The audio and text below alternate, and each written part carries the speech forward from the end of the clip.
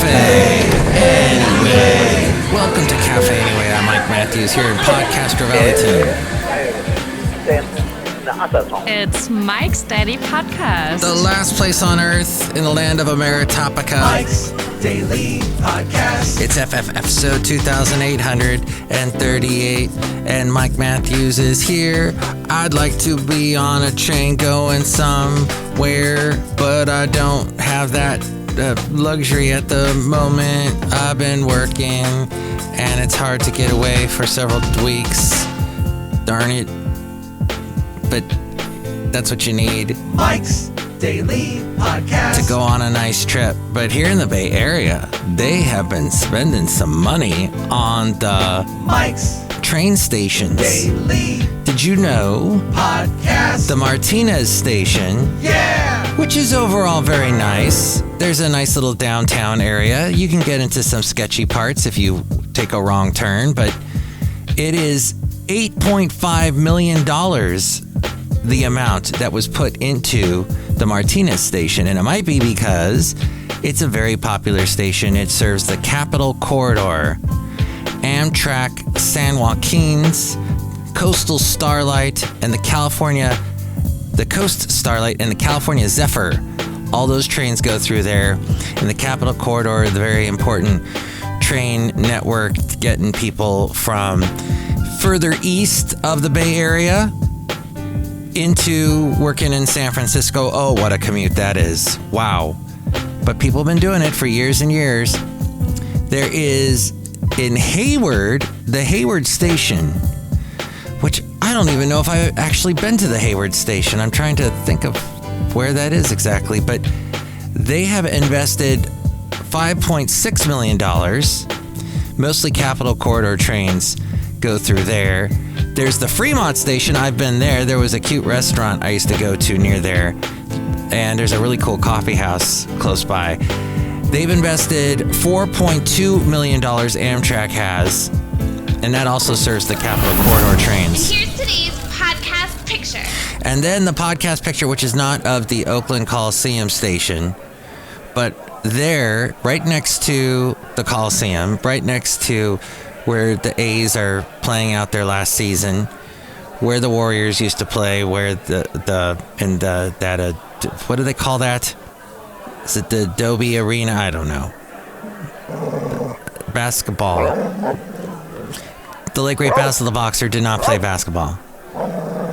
And we did walk along the bay close to where the A's Coliseum was, and of course the Raiders were there. But there's a train station right there, as well as a BART station. Yes, these posts are a bit random, I know. But in that general area, there is a nice walk along the bay, and I think it's called the Martin Luther King Jr. Lake is near there. It's very beautiful, connects all to Alameda. But they interesting. They put $2.5 million into that train station right there at the Oakland Coliseum station. So just got that little email sent to me. I know there's going to be some kind of grand opening going on today or soon in Martinez and some of these other stations that they're opening up to the people with the Michaelpedia in Seneca. My Michaelpedia in Seneca is telling me they want you to know about it because they put a lot of money into it, and they're like, looky, take trains. Not sure exactly how expensive it is to take a train these days, but it would be nice to take a trip somewhere, not just as a commute type thing. So let's say you want to travel to another country and you want to cross their border. Might rip someone a new one. And you're going through all the craziness like, oh, thank you for helping me go through the wonders of customs. And what do you want to declare? And I want to declare this is taking forever. I remember going through customs, coming back into the U.S. after going to Germany with my mom. And after we went through all of it. This is interesting. Wow, this is interesting. This is interesting. My mom got a nosebleed right after all that, I'm like, what? Are you okay? She goes, yeah, the air is just too dry at a plane. And we had gotten up so early. You know, when you travel, you get up so early. Yo, the mic tip. But here's my tip that I found out from PolitiFact, because you hear a lot of this from people on the right. Oh, all these troops from China. China's sending troops into the U.S. over the border. Well, from PolitiFact, there is no evidence that Chinese immigrants at the U.S. border are troops. The number of Chinese immigrants encountered by U.S. Customs and Border Protection at the southern border, scavenger hunt, which I have found here with Mexico, has risen sharply in recent months, in part because China recently reopened after strict border closures during the COVID-19 pandemic. The vast majority of the Chinese migrants are single adults, likely young men, but it is not proof that China is sending troops disguised as migrants. The Newsbleed section. And in the rest of this Newsbleed section, it says here, experts said it's common for migrants from any country to be what the video calls military age. Oh, and they're referring to a video that was posted by TikTok saying that Chinese First of all, I just want to thank everyone for joining us here on this show. This is great. Chinese communist troops are on the ground at the southern border, and I hear that over and over again on all the conservative talk show hosts.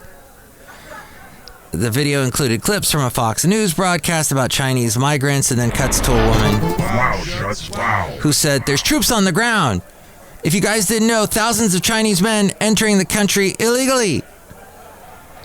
Then TikTok identified the video as part of its effort to counter inauthentic, misleading, or false content.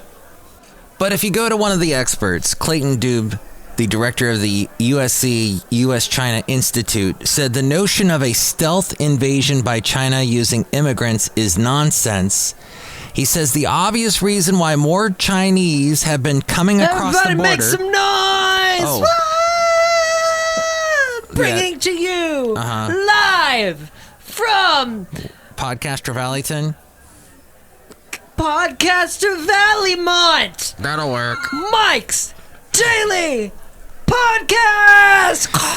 Well, thank you. The obvious reason why more Chinese have been coming across the border now is that COVID-19 restrictions kept Chinese within the country from 2020 until late 2022. The main exceptions were students going abroad to study. China's economic slowdown, including high unemployment among young people, is a push factor. Although the data isn't broken down by age, the vast majority of the Chinese migrants encountered at the southern border are classified as single adults. Adam Isaacson, the director for defense oversight at the Washington office What's the cliche of the week? on Latin America, What's the cliche of the week? a group that advocates for human What's rights the cliche of the week? in the Americas, What's the cliche of the week? said most of those would almost certainly be young men. He noted 204%. There's a 204% increase in single adults from China entering through the southern border from December to April, but said there were also significant increases in entry What's the cliche of the week? by single adults from What's the cliche of the week? other countries, including What's the cliche of the week? Venezuela and Brazil. What's the cliche of the week? There's nothing unusual about migrants from any country being military age, said Isaacson, who said there's also nothing unusual about people fleeing persecution from countries that have poor relationships with the U.S. So there you have that. You can spin that however you would like. But here's one thing that's plaguing Democrats, and that is Mr. RFK, the guy, Robert F. Kennedy Jr., not his dad. Life grand.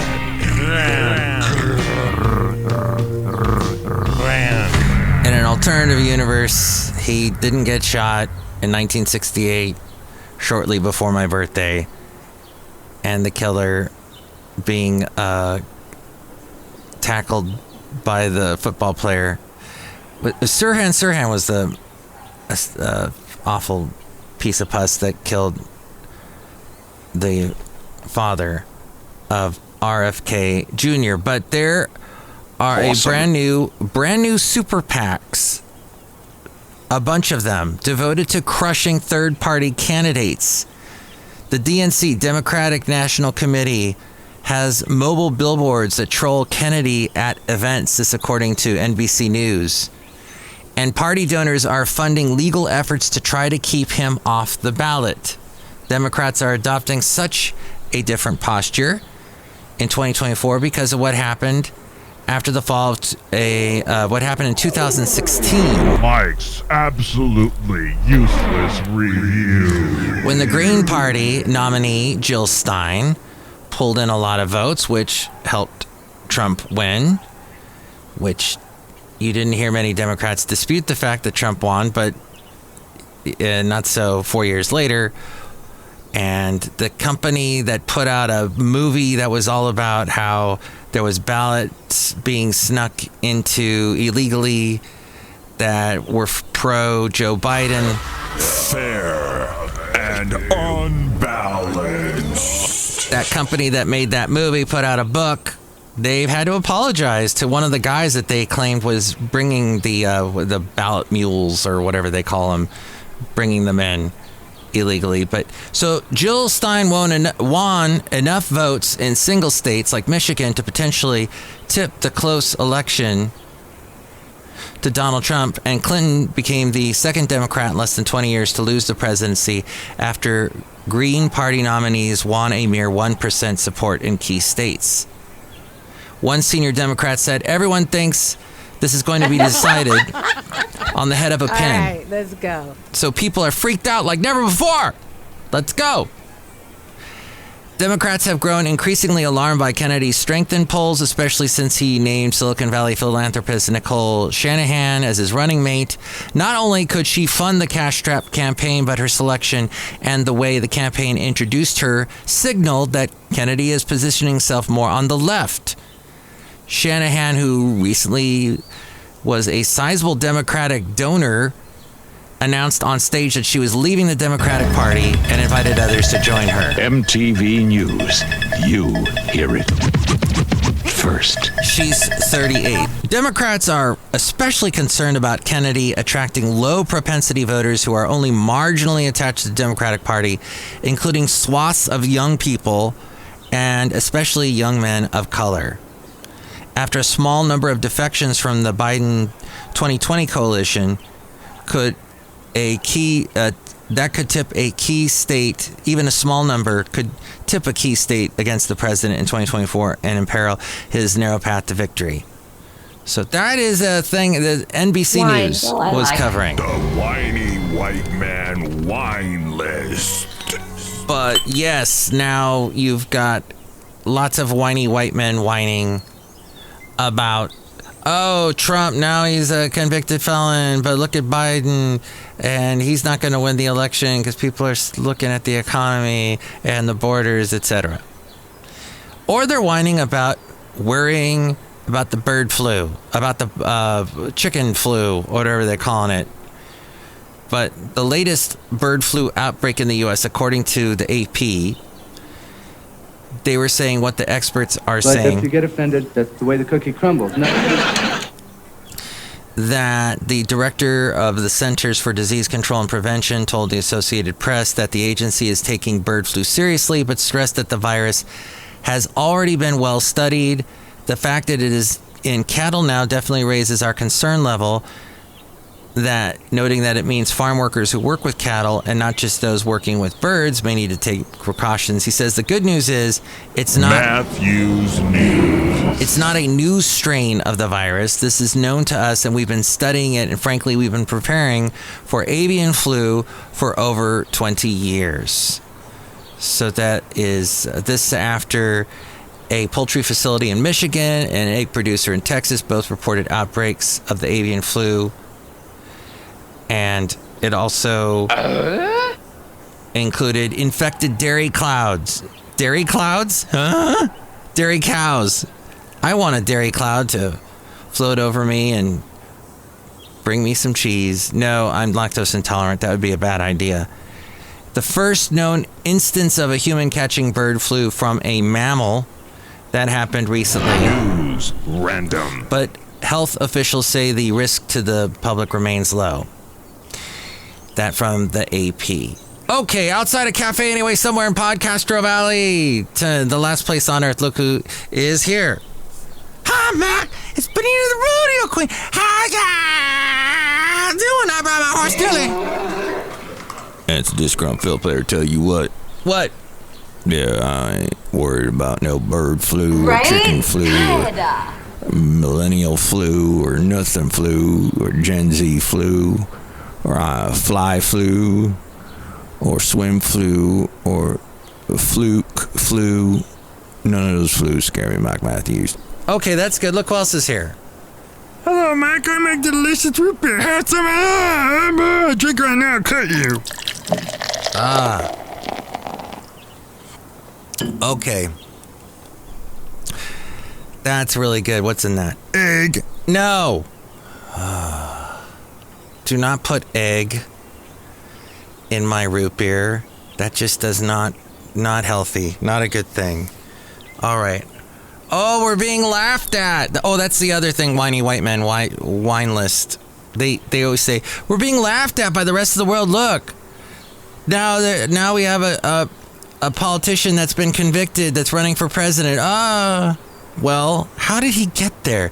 Why was he trying to silence these allegations? This happens all the time, Mike. No? Well, what? Really?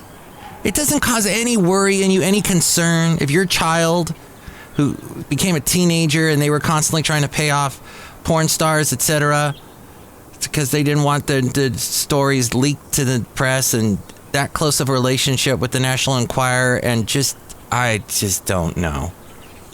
But I'm not a politician. I'm just a podcaster named Mike, who used to be on the radio years and years ago when I first started out in radio. Hey, look, 30 years ago, radio was really bizarre. It was much different. Let's go back with Matthews and find out back in time, how it used to sound. Let's go back with Matthews. Cassette copy hole.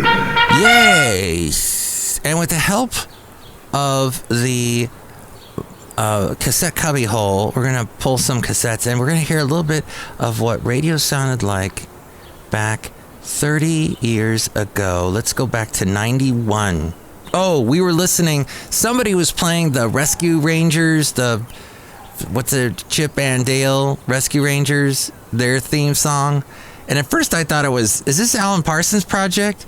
But that theme song, very 80s, and that makes sense because the show started in 88, wrapped up in 91. Perhaps you remember it. I did not see the movie that came out a couple years ago. That was a bizarre homage to it. But instead, let's go back to the 90s, to around the time the Chip and Dale Rescue Rangers show was ended. Maybe even the Darkwing Duck ended somewhere around 91. And yours truly was on the radio on a station called Y97 in Santa Barbara, and I'm all of like 23, maybe 24. Oh, Seal. Or 97.5 KHDY Santa Barbara is Most Music Y97 and Seal there. Mike Matthews sitting in for Abby Bunnell, and coming up, got the latest for you from Voice of the Beehives, a group from actually UCSB, a couple of former UCSB students, Monsters and Angels, as well as Paula Abdul's new one right after this. Oh, I loved Voice of the Beehive. Don't call me baby. 197. Paula Abdul, her latest Blowing Kisses in the Wind on Most Music 197. After this, we got Weather for You and Bonnie Raitt, Simply Red, and a bunch of other stuff. Back by popular demand tonight and every Friday night. The South Coast weather. Mike Matthews sitting in for Abby Bunnell. Taking a look at the weather. Hazy skies today, cleaning and clearing, and doing a bunch of other weird things. To mostly clear today and Saturday with a high of 75. Overcast tonight with lows in the 40s. Currently it's 71 with Bonnie Raitt. Most Music Y97. Always first with the new music and a better variety. We are Most Music Y97 with the latest from Phil Collins, Mike Rutherford, and Tony Banks. This is Genesis, No Son of Mine. Most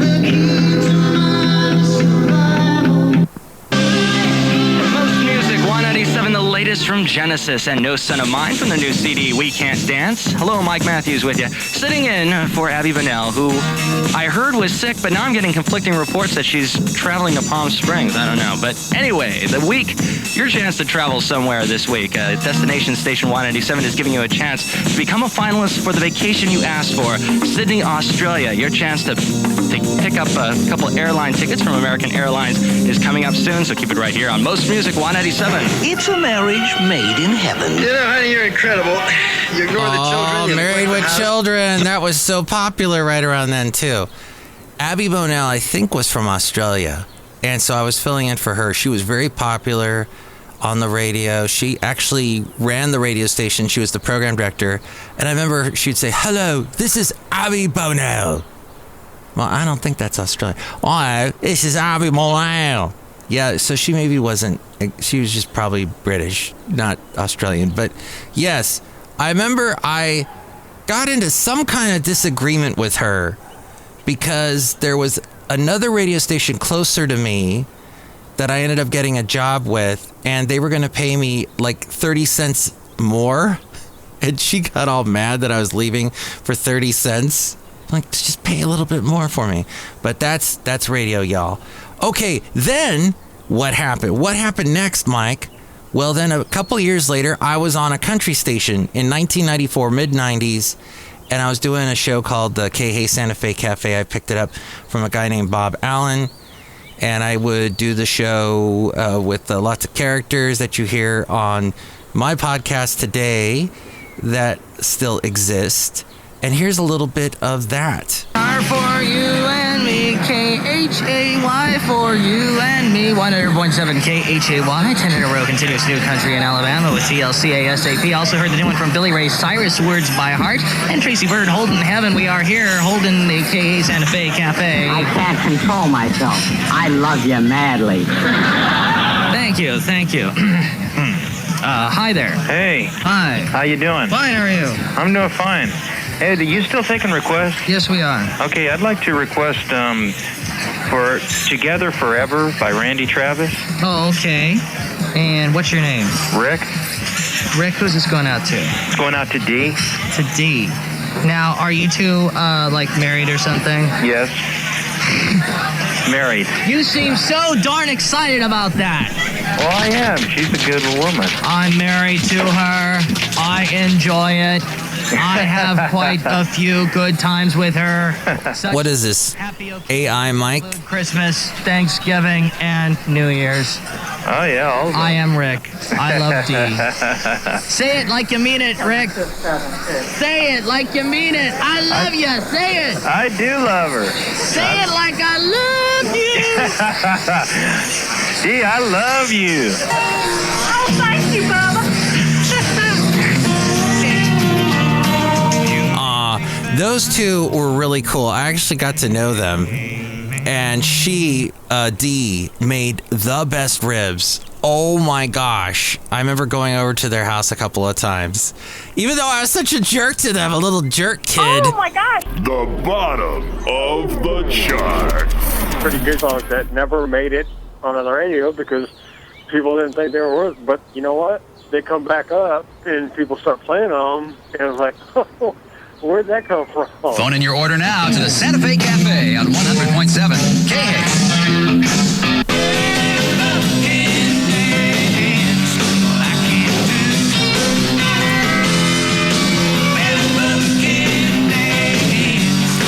That's a Shenandoah song.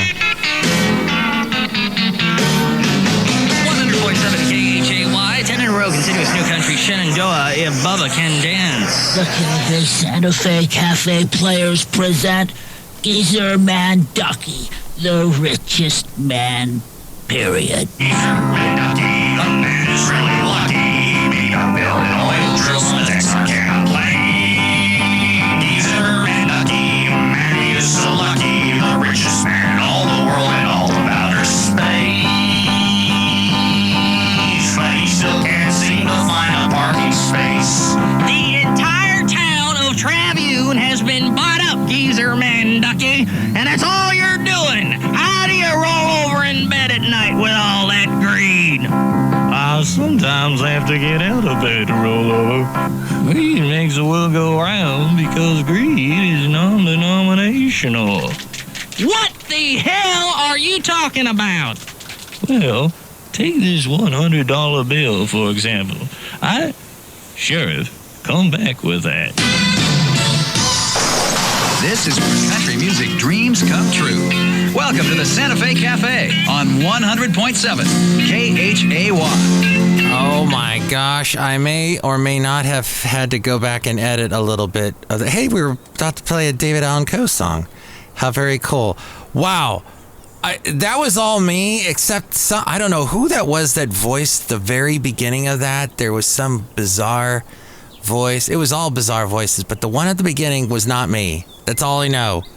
And I wonder who that was. It may have been this lady that worked for us who went a little crazy. There was a famous country singer by the name of Shelley Wright who threw a pen at her. No. This lady threw a pen at Shelley Wright. That's right.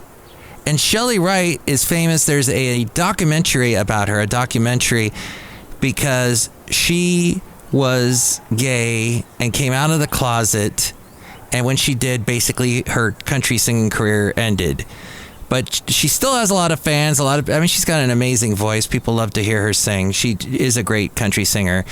But back around the time that Brad Paisley first got popular, the country singer, he and she dated.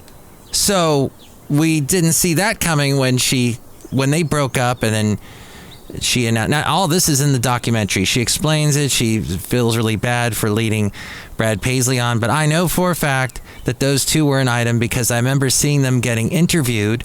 I was at the country radio seminar in 1999, and that's in Nashville, Tennessee, a big old convention that they do where the country singers meet with the country DJs. And I remember them doing an interview, and you couldn't really see, but we could see because we were behind them. They were holding hands. So now he's with Kimberly, what's her name, from Father of the Bride, who he had a crush on her back when she was first getting popular with that movie, Father of the Bride, and they ended up getting married. They have kids. They're still together as far as I know. So there, I may have edited. Wow. I know this podcast could use some editing, but there you got some interesting stuff. Okay, and then we have this little bit of information a little bit later on. Okay, we're getting out of the 90s, and now we're in the mid-2000s, the mid-O's. The mid-O's is Mike on B95.1, where we're playing the top adult contemporary songs on the radio.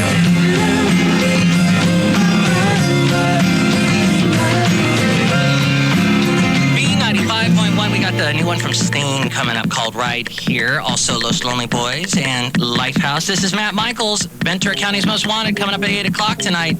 And during the countdown, you'll have a chance to win a pair of tickets to see Switchfoot next Monday, November 11th at the Fonda Theater. Plus, you'll win Switchfoot's newest CD, Nothing is Sound, featuring stars. Plus, win a pair of passes to see them play this Wednesday night on the Jimmy Kimmel Show on their taping in Hollywood, where Switchfoot is going to be performing. That is coming up at 8 o'clock on Ventura County's Most Wanted. 5.1. All those things we were giving away. That was 30-something-year-old Mike. I think I had just gotten married.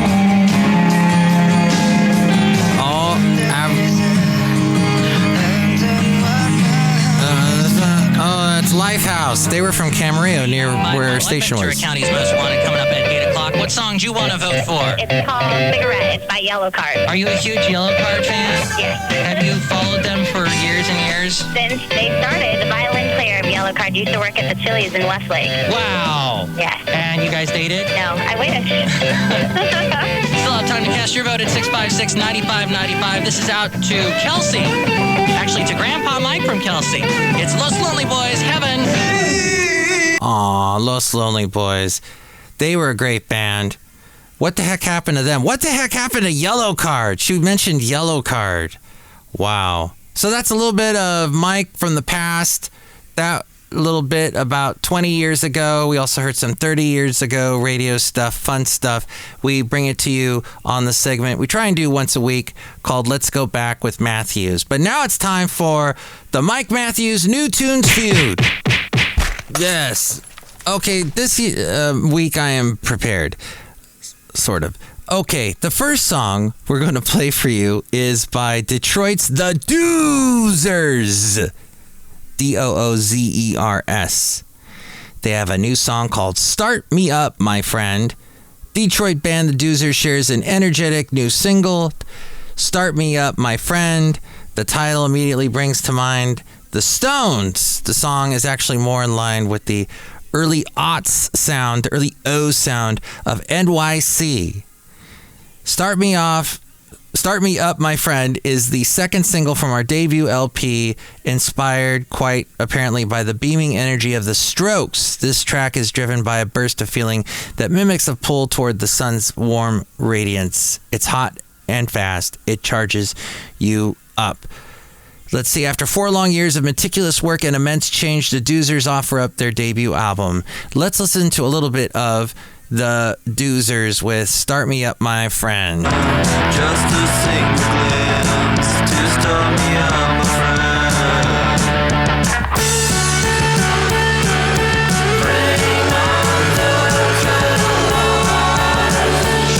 The Doozers. There they are. I can't play too much of it because I'll get taken off by YouTube. This episode will get taken off by YouTube. Spreaker's already taking down all my episodes. Even though I don't play other people's music, I play only my own song, the Mike's Daily Podcast song. So, yeah, I won't be uploading much more stuff to Spreaker, just so you know, if you follow me on the Spreaker account, which I've been on for over 10 years. Song number 2 is by Peggy Goo, artist, producer, DJ, and cultural trailblazer. Her song is called Lobster Telephone, taken from her long-awaited debut album. It's a perfect distillation of the kind of balmy Technicolor house music that Goo is globally renowned for, evoking career-defining earlier Peggy Goo releases such as Starry Night, It Makes You Forget. And this was sent to me to my email, mikesdailypodcast@gmail.com. Here's a little bit of Lobster Telephone by Peggy Goo.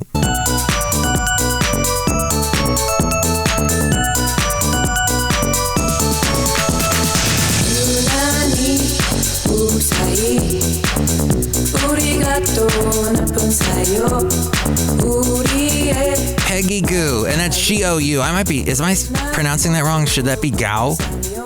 My apologies. But there she is, Peggy. And song number 3 was sent to me by some people that are promoting the Chameleons. Now, I think the Chameleons was a band, they were in the 80s, but I think I have one of their albums, The Chameleon. Is it The Chameleons?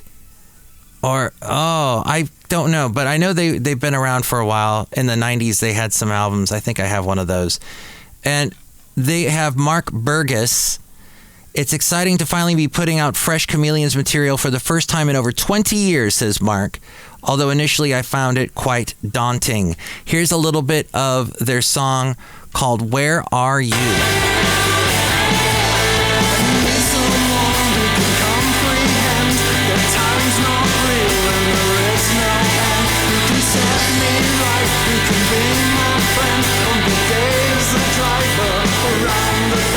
Yeah, they're from Manchester. That's right. He says, by the time we'd gotten through COVID, Reg from Smithy's guitarist, and I had a very solid band in place, people whose talent we trusted to bring out the best in whatever ideas we were able to get off the ground. So that is the latest from them. Which one did you like the best? Did you like the first one we played by the Doozers, second one by Peggy Goo, and song number 3, The Chameleons? Which one did you like best? Give me a call at this number. Call Mike at the Café Anyway hotline. Area code 510-228-4640. Will you shut ups? Liberty Nation Freedom Phone for All. And with all things things Mike's Daily Podcast. Let's go to the mainframe and hear from A-Frame to tell you all the places to email me and the website and all that other fascinating material. Mike's Daily Podcast is written and produced and performed by Mike Matthews. His podcast is super easy to find. Download or listen to his show and read his blog at mikesdailypodcast.com. Email Mike now at mikesdailypodcast@gmail.com. See you tomorrow. Bye!